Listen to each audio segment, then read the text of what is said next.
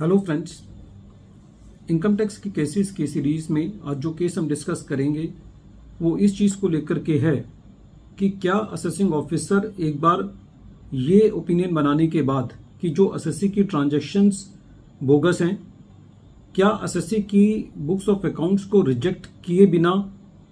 उन बुक्स के बेसिस पर असेसी का कोई कमीशन के आधार पर एडिशन कर सकता है, या दूसरे शब्दों में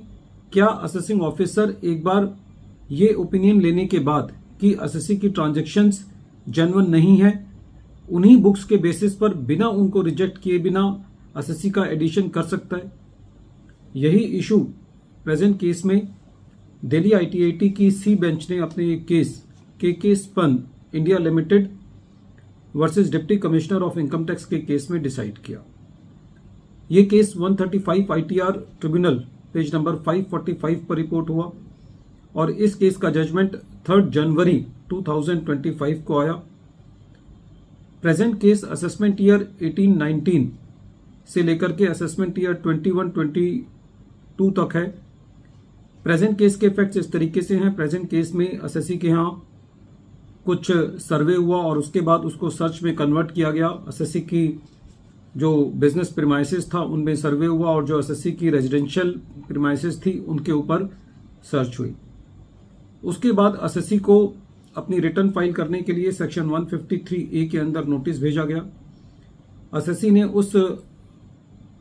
नोटिस के अगेंस्ट में अपने इनकम टैक्स की रिटर्न फाइल करी और ये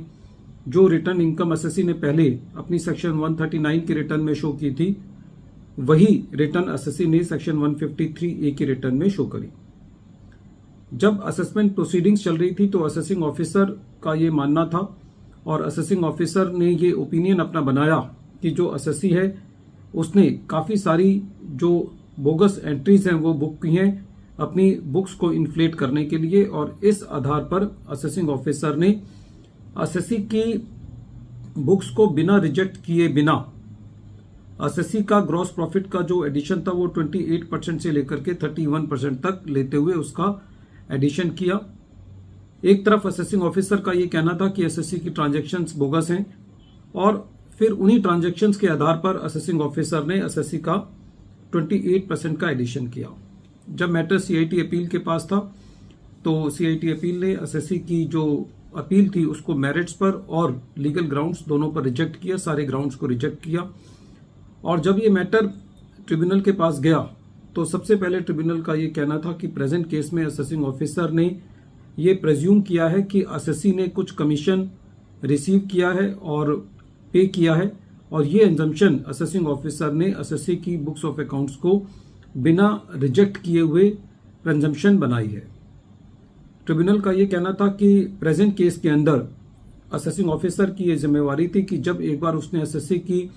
ट्रांजैक्शंस को बोगस मान लिया है तो असेसिंग ऑफिसर को ऐसे केस में